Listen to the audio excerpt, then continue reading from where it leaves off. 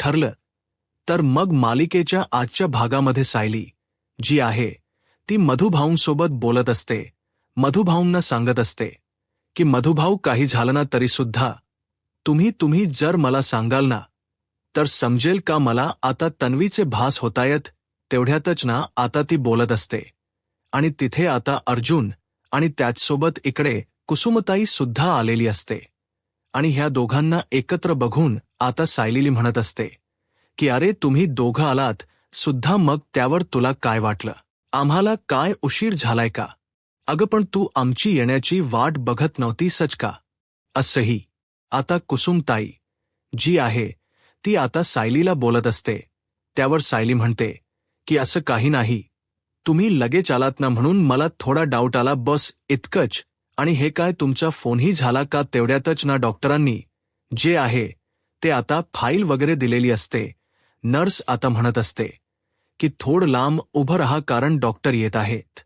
मग डॉक्टर सगळ्याच चेकिंग वगैरे करणार. मग डॉक्टर सांगतील की सगळं काही ठीक आहे की नाही. तर दुसरीकडे मात्र या सगळ्यावर नजर ठेवून होऊन तो माणूस असतो आणि तो बघत असतो की ह्यांच इथे काय काय बोलणं चाललेलं आहे ते त्याची बरोबर नजर असते आणि तो बघत असतो की काय करतायत ही लोक, त्यांचं डिस्कशन काय चाललं आहे. या सगळ्या गोष्टींकडे ना बारीक लक्ष असतं आणि त्यामुळेच ना आता त्यांची नजर काही हटत नसते. तिथून तेवढ्यातच दुसरीकडे मात्र आता पाहायला मिळतं की आता जो अस्मिताच बाळ असतं ते अस्मिताच बाळ घेऊन जेव्हा कल्पना तिथे येते तेव्हा कल्पना म्हणत असते की बघा ना गोलू. मग आता गोलू नाव ह्याचं एकदम परफेक्ट आहे बघ. मला तर आधी वाटायचं की हे नाव बरोबर आहे की नाही, पण हे नाव ना एकदम परफेक्ट आहे, अगदी त्याला सूट होत्य असं देखील आता प्रताप बोलत असतात. तेच दुसरीकडे आता कल्पना जी आहे ती म्हणत असते की कधी कधी ना मला तर भीतीच वाटते. अस्मिताच सध्या ना बाळाकडे जराही लक्ष नाहीये. म्हणजे आता कुठे गेली अस्मिता? अगं ओढ चांगलं बाळ आहे, मग कुठे गेली का? हो अस्मिता आता कुठेतरी गेली, पण ती सांगून गेली नाहीये. मला बोलली फक्त गोलूकडे लक्ष दे. कालही तेच झालं. कालही ती मला तसंच बोलली की मी डॉक्टरकडे जाऊन येते, पण बराच वेळेनंतर ती आलीच नाही असंही आता म्हटलं जात असतं. तेच आता दुसरीकडे ना इकडे प्रताप हे बाळाला खेळवत असतात आणि म्हणत असतात की बाळपणे ना थांब मी आता घेतो माझ्याकडे आणि असं बोलून ते खेळवत असतात. तेच आता अश्विनच हे असं अस्मिताच हे असं अस्मिता. तर त्यातून ऑन झालीये पण सध्या तिचं काय चाललं ना काही कळत नाहीये. पण त्याचसोबत मला हेही कळतेय की अश्विनची परिस्थिती, त्या मुलीमुळे अश्विनची वाट लागली असंही आता कल्पना म्हणत असते. प्रताप म्हणते की मलाही कळतं, मीही थोडंसं लक्ष द्यायला हवं. माझ्याकडूनही ह्या मुलांकडे लक्ष दिलं जात नाहीये, त्यामुळे सुद्धा असेल असं वाटत. मग आता कल्पना समजावत असते आणि कल्पना म्हणत असते की नको, तुम्ही स्वतःला त्रास करून घेऊ नका, हळूहळू गोष्टी होतील ठीक. असंही आता कल्पना म्हणत असते. तेच आता प्रताप म्हणत असतात की हो तू म्हणतेस ते अगदी बरोबर आहे, पण काय येणार ना, कधी कधी काळजी वाटतेस ना असंही आता प्रताप हे म्हणत असतात. तेच दुसरीकडे आता पाहायला मिळतं की डॉक्टर जे आहेत ते आलेले असतात आणि चेकअप करत असतात. डॉक्टर जेव्हा तिथे येतात तेव्हा डॉक्टर म्हणतात की पहिल्यापेक्षा तुमच्या पेशंटची जी काही अवस्था आहे ती खूप चांगली झालेली आहे आणि आता तर मला असं वाटते की सगळं काही ओके आहे. फक्त पेशंटकडे थोडंसं लक्ष देणं गरजेचं आहे असं देखील आता म्हटलं जातं. पण पहिल्यापेक्षा पेशंटमध्ये बराच बदल झालाय हे देखील आता डॉक्टर सांगू लागतात. डॉक्टरांनी या सगळ्या गोष्टी सांगितल्यानंतर सायली ही का होईना थोडीशी खुश असते. म्हणजे मधुभाऊ लवकरच बरे होतील यावर त्यांना विश्वास असतो, कारण मधुभाऊंमध्ये झालेले बदल आणि या सगळ्या गोष्टी त्यांना आता जवळून दिसत असतात. त्यामुळे आता त्यांना आनंद तर असतोच. तेच दुसरीकडे आता कुसुमताही म्हणत असते की बरं झालं, एका अर्थी सगळ्याच काही गोष्टीत ना बराबर झाल्या आहेत. त्यामुळे वाटते की आता सगळं काही ठीक होईल. असं देखील आता कुसुमताई ही सायलीला बोलत असते. मग आता सायली आणि कुसुम जे आहे ते तिकडनं निघत असते, तर कुसुम सायलीला म्हणत असते की तू तुझी काळजी घ्या, व्यवस्थित लक्ष ठेव, असंही आता ती म्हणत असते. तेच मला सांगताय का काळजी घ्यायला? मी करते काळजी. मग तेव्हाच ना इकडे अर्जुन म्हणत असतो की हो, मीही घेतोय नीट काळजी, तुम्ही काळजी करू नका. मग आता इथे कुसुम आणि अर्जुनची थोडीफार अशी भांडण दाखवली जातात. आणि तेव्हाच ना दुसरीकडे आता कुसुम, अर्जुन आणि त्याचसोबत इकडे असणारी सायली हे तिकडं निघत असतात. तेवढ्यातच कुसुमच्या लक्षात येतं की तिने तर सायलीला डब्बाच दिलेला नाहीये लाडूचा म्हणूनच. मग ती पटकन बाहेर जायला निघते, कारण ऑलरेडी आतमध्ये मधुभाऊंच्या इथे ना कुसुम थांबलेली असते. आणि मग कुसुमला आठवत, त्यामुळे कुसुम जी आहे ती पटकनच बाहेर जाते. तेच आता दुसरीकडे पाहायला मिळत असतं की इकडे आता जो माणूस आहे तो आता मधुभाऊंच्या रूममध्ये जातो आणि मास्क वगैरे लावतो आणि मधुभाऊंच ऑक्सिजन काढायचा प्रयत्न करत असतो. तर मधुभाऊंना ऑक्सिजन काढल्यानंतर खूप जास्त त्रास होऊ लागतो. त्यांना आता श्वासही नीट घेता येत नसतो. आणि जेव्हा त्यांना इतका त्रास होतो ना, तेव्हा मात्र आता बघून हसायचं काम मात्र आता सुरू असतं. तेच आता दुसरीकडे पाहायला मिळत असतं की त्याचं जसं मास्क वगैरे काढून होतं तसं तो आता बाजूला जातो. तेवढ्यातच ती नर्स जे आहे ती बाहेर बोलत असते. तिलाही डॉक्टरांनी सांगितलेलं असतं की काही गोष्टी, त्यामुळे ती आता मधुभाऊंच्या रूममध्ये जाते. त्या वॉर्डमध्ये गेल्यानंतर तिच्या लक्षात येतं की आता मधुभाऊंच ऑक्सिजन कोणीतरी काढलेला आहे. आणि हे ऑक्सिजन काढल्यानंतर ती स्वतः लावते आणि लगेचच आता या सगळ्या काही गोष्टी ज्या आहेत त्या सांगायचं ठरवते. तेच दुसरीकडे अस्मिता आणि चैतन्य एका कॅफेमध्ये भेटलेले असतात. आणि त्याच वेळेला अस्मिता चैतन्याला सांगत असते की खरंतर ना जॉब साठी आता मी बाहेर पडलेली आहे. मग आता बरं झालं, एका अर्थीन कधी कधी सचिनच कौतुक करावं वाटतं. तो जर नसेल ना तर मी काहीतरी गोष्टी करू शकते, म्हणजे माझ्या बाळाची जबाबदारी, माझी जबाबदारी मी स्वतः पेलू शकते. याआधी काहीच गोष्टी केल्या नव्हत्या, पण आता या सगळ्या काही गोष्टी ज्या आहेत त्या मी हँडल करू शकते, असंही आता म्हटलं जातं. तेच आता तिचं कौतुक ना चैतन्यला खूप असतं. चैतन्य म्हणतो की बघ, जॉबच काय ते नाही, जर पॉसिबल झालं ना तर मी आहेच, कारण माझी ही एका ठिकाणी ओळख आहे. खानविलकर इंडस्ट्रीमध्ये जॉबची गरज आहे. मी त्यांनाही तुझ्याबद्दल बोलवून ठेवतो, म्हणजे कसं बरं पडेल ना. असंही आता इकडे असणारा चैतन्य अस्मिताला बोलत असतो. तर दुसरीकडे मात्र या सगळ्या काही गोष्टी होत तर असतातच. आणि तेव्हाच ना इकडे आता चैतन्यला अस्मिता बोलत असते, पण मी जॉबसाठी अशी बाहेर फिरते, याबद्दल घरात कोणाला अजून माहीत नाहीये, त्यामुळे तूही कोणाला सांगू नकोस, असंही आता तिने सांगितलेलं असतं. त्यावर चैतन्य म्हणतो, जोपर्यंत तू सांगत नाही तोपर्यंत मी कोणालाही सांगणार नाही, काळजी करू नको अस्मिता ताई, असंही आता तो म्हणत असतो.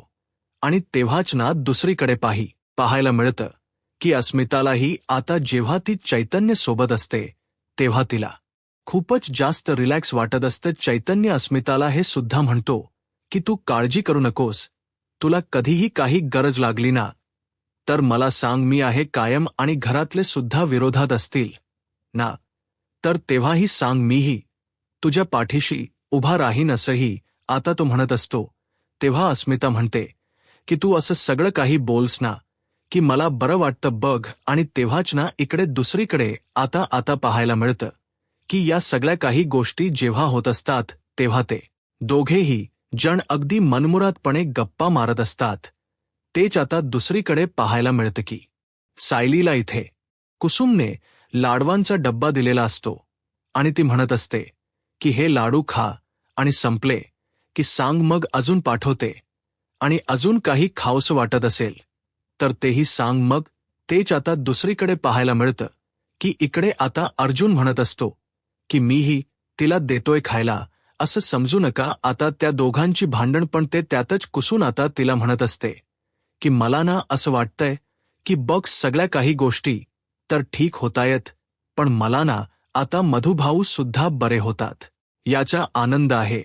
आणि तुला माहिती आहे का मधुभाऊ एकदा का बरे झाले ना की सगळ्या गोष्टी व्यवस्थित होतील. आणि त्याचबरोबरच ना आपण एक काम करूया, तुझं डोहाळे जेवण सुद्धा खूप छान करूया, म्हणजेच तुला त्यांना हवेत बसूया आणि मग सगळं काही.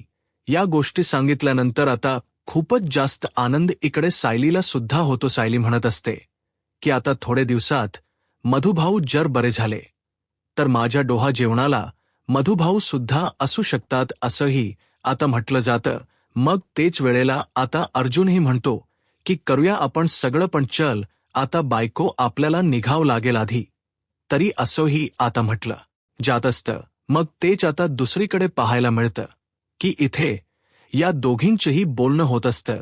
तेच आता अर्जुन सायलीला म्हणतो की चल बायको, निघायचं का आता. ते तीही जण बाहेर उभे असतात बोलत. तेवढ्यातच ना तिथे आता एक नर्स आलेली असते. एकदा नर्सने बघितलेलं असतं ना, म्हणून ती नर्स येते आणि ती नर्स म्हणत असते की आतमध्ये चला ना जरा, डॉक्टरांना तुमच्याशी महत्वाचं बोलायचं आहे असं आता तिने सांगितलेलं असतं.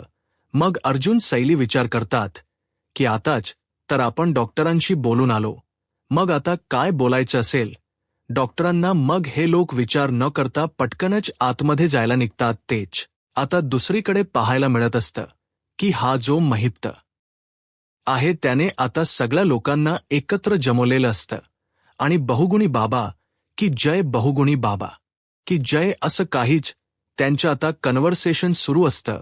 जोरजोरात जयघोष करत असतात. तेवढ्यातच ना एक स्त्री तिथे येते आणि ती स्त्री आल्यानंतर तिचा नवरा दारू पितो, प्लीज माझ्या नव्याला या सगळ्यातून बाहेर काढा असं करून रिक्वेस्ट करत असते. तेच महिप्त देता त्या बहुगुणी बाबांकडे ठेवलेली एक माळ हातात घेतो आणि भस्म सुद्धा घेतो आणि त्यावर फुंकतो आणि काही जंतर मंतर म्हणजेच काहीतरी असं जादूना केल्यासारखं बोलतो आणि म्हणतो की आता ही माळ ना तुमच्या नव्याच्या गळ्यामध्ये घाला असंही आता सांगितलेलं असतं. तेच आता दुसरीकडे पाहायला मिळतं की हे सगळं तर होत असतं. तेवढ्यातच सचिन येतो आणि सचिन विचार करतो की काय चाललंय हे. आतापर्यंत महिपदमाला वाटत होतं जेलमधून बाहेर पडण्यासाठी हे असं काहीच नाटक करत होता आणि आता आता तर काय चालले आहे. मग आता तो तिथे येतो आणि म्हणत असतो की आताच्या आता हे सगळं काही थांबवा, नाही तर बघा त्याचे परिणाम काय होतील ते. मला असं वाटलं होतं जेलमधून बाहेर पडण्यासाठी फक्त तुम्ही एवढं सगळं करताय, पण तुमचं तर आता ही लिमिटच वाढत चाललेली आहे. मग तेव्हाच ना शांत शांत व्हा असं देखील आता महिप्त जो आहे तो बोलत असतो. आणि महिप्त जेव्हा या सगळ्या काही गोष्टी बोलतो ना तेव्हा तेच दुसरीकडे पाहायला मिळत असतं की हे सगळं तर होतच तसं.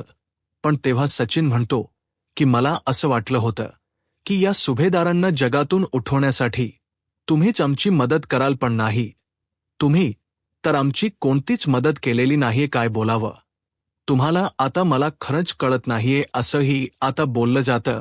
मग तेव्हाच ना तू शांत बस इथे आणि आता थोडाफार का होई ना भस्म त्याच्याही डोक्याला लावला जातो आणि त्यालाही सांगितलं जातं की आता थोडं शांत हो आणि शांतपणाने सगळ्या काही गोष्टी हँडल कर. मग आता सचिनला या गोष्टी मान्यच होत नसतात मुळात आणि म्हणूनच सचिन जो आहे तो वैतागतो आणि तिकडं निघून जातो.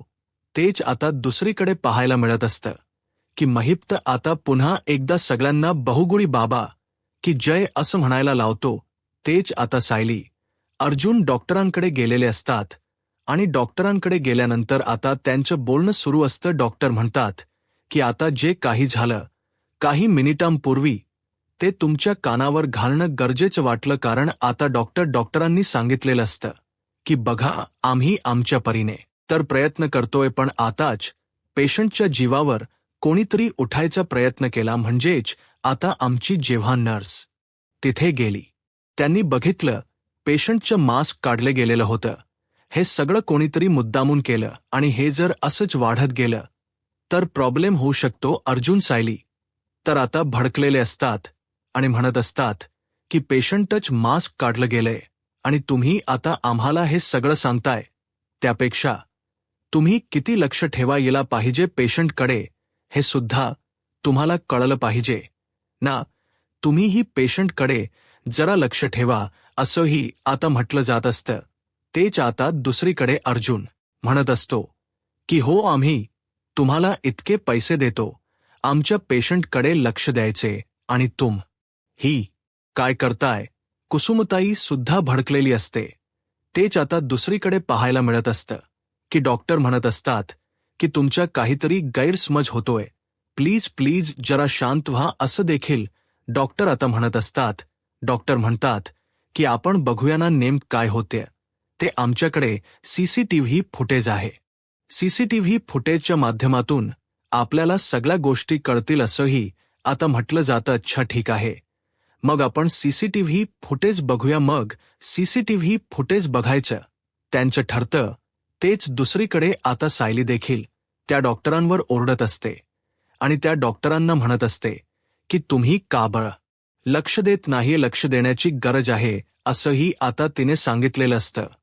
मग आता डॉक्टरही म्हणतात की हो, तुम्ही म्हणताय ते अगदी बरोबर आहे, आम्ही आमच्या परीन करतोय सगळं काही, पण थोडंसं का होई ना आम्हालाही असं वाटतं की तुम्हीही कोऑपरेट करा. मग आता मला ते काही सांगू नका, आम्हाला सीसीटीव्ही फुटेज बघायचं आहे असं अर्जुन त्यांना सांगू लागतो. मग आता त्यांना ते सीसीटीव्ही फुटेज जे आहे ते दाखवावंच लागणार असतं.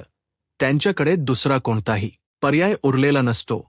मग तेव्हाच ना आपण डॉक्टर जे आहे ते म्हणत असतात की मी तर माझ्या परीन त्यांची काळजी घेतो, कारण मलाही असंच वाटतं की नक्कीच काहीतरी प्रॉब्लेम आहे, हे सगळं कोणीतरी केलेलं आहे. ते तेव्हाच ना तुम्ही सांगू नका, कृती करा असं देखील अर्जुन आता त्या डॉक्टरांना बोलत असतो. मग तेव्हा सीसीटीव्ही फुटेज चेक करायला ते जात असतात सायली, अर्जुन आणि त्यासोबत कुसुमला टेन्शन येतो की एवढे दिवस गेले तरी सुद्धा अजूनही या सगळ्या गोष्टी पूर्णपणे सॉर्ट आउट का होत नाहीये. ते दुसरीकडे आता सचिनने साक्षीला व्हिडिओ कॉल केलेला असतो आणि साक्षीला व्हिडिओ कॉल करून तो इकडे घडलेली हकीकत सांगत असतो. म्हणजेच तो आता बोलत असतो की अगं मला तर ना त्या सुभेदारांना बर्बाद करायचं आहे, पण इकडे महिप्त जो आहे ना, म्हणजेच अण्णा, हे असे का वागतायत ना मला कळत नाहीये. अण्णांना आता म्हणतायत की त्या बहुगुणी बाबाचं नाव घेऊन राहिलेत, पण मला असं वाटतं ना की तू तरी काहीतरी बोल ना अण्णांशी. म्हणजे बघ ना अण्णा असे का वागतात ना, कधी कधी समजतच नाही. बघ, मला असं वाटतं की अण्णांनी निदान या सगळ्या काही गोष्टी ज्या आहे त्या व्यवस्थित बघाव्यात, कारण अण्णाने ना थोडा लक्ष घातला पाहिजे. कारण माझं तर डोकं फिरले. मला असं वाटलं होतं की अण्णा फक्त काही दिवसांसाठी असं वागतील, पण हे अण्णा तर ना आता बरेच दिवस झाले हे असंच करतायत. कधी सुधारतील? मला तर सुभेदारांचा बदला घ्यायचा आहे, मला तर कळत नाहीये साक्षी. तेव्हा साक्षी म्हणत असते की एक गोष्ट आहे, तुला सुभेदारांचा बदला घेता येईल. प्रिया जी आहे म्हणजेच बबली लोखंडे, ही तुझी मदत करू शकते या सगळ्यामध्ये, कारण इतके वर्ष इतके दिवस ती त्यांच्याबरोबरच राहिलेली आहे आणि सुभेदारांची नसन ती ओळखून आहे. बघ, ती तुला नक्कीच या सख्यामध्ये ती मदत करू शकते असंही आता इकडे असणाऱ्या सचिनला ही साक्षी सांगत असते.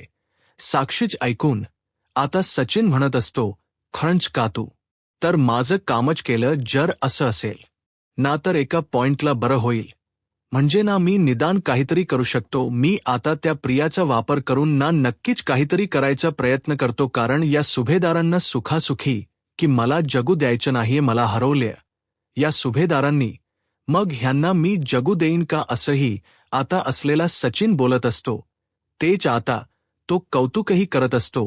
साक्षीला म्हणत असतो की मला तर भीती वाटत होती की काय होते, पण बरं झालं एकंदरीत ना तू माझ्या पाठीशी उभी राहिलीस. ते नाही तर काय झालं असतं माझं खरंच माहीत नाही, पण तुझं माटर माइंड आता फास्ट चालायला लागले एवढं तर मला कळते. म्हणजेच महिप्त जरी नसला तरी सुद्धा तू मात्र तुझं डोक अगदीच ना फास्टच्या स्पीडने धावतय. तुझं म्हणूनच तर मला एवढी छान कल्पना तू दिलीस असंही आता म्हटलं जातं. दुसरीकडे अर्जुन सायली आता फुटेज चेक करण्यासाठी आलेले असतात. फुटेज चेक करत असताना ते एकदम बारकाईने सगळं काही बघत असतात. जेव्हा ती नर्स आतमध्ये येते, नर्स येऊन ते काढलेलं ऑक्सिजन लावते.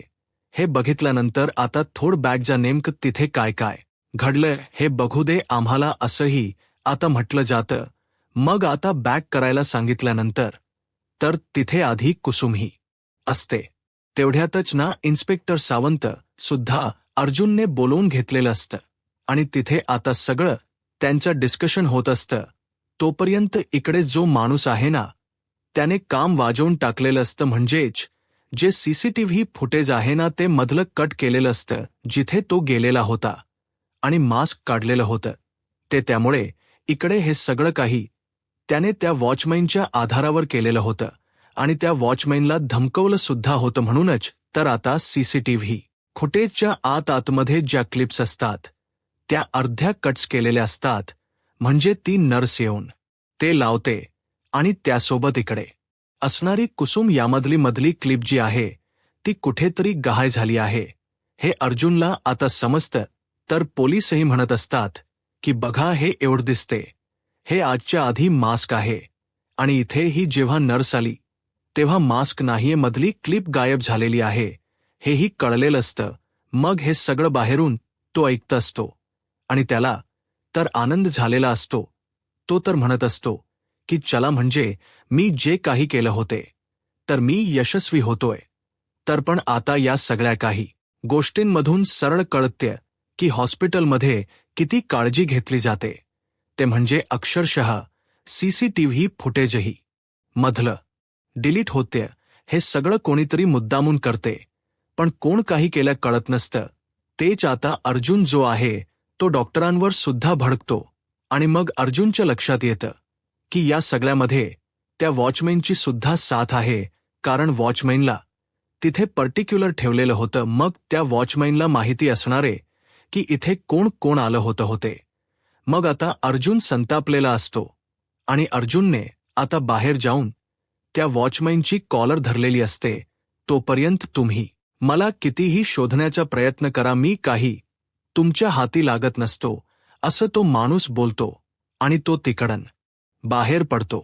तेच आता अर्जुनने त्या वॉचमॅनला पहिल्यावर घेतलेलं असतं आणि तूच या सगळ्यामध्ये मदत केली असं म्हणतो. इथे जेव्हा भांडणं होतात तेव्हा सायलीच डोकं अचानक दुखू लागतं. सायलीला त्रास होऊ लागतो. सायलीला त्रास झाल्याबरोबर सायली अगदी डोक्याला हात लावते आणि ती पडणार. तेच अर्जुन तिला वाचवतो आणि दुसरीकडे आता पाहायला मिळत असतं की हे सगळं तर होत राहत असतं. पण तेच आता सायली जी आहे ती आता बसलेली असते जेवण करायला. पण तिला ना सगळ्या जुन्या गोष्टी आठवतात. त्याचबरोबर मधुभाऊंशी मला बोलता आलं नाही. म्हणजेच तन्वीबद्दल जर मी मधुभाऊंशी बोलले असते तर मला जरा बरं वाटलं असतं.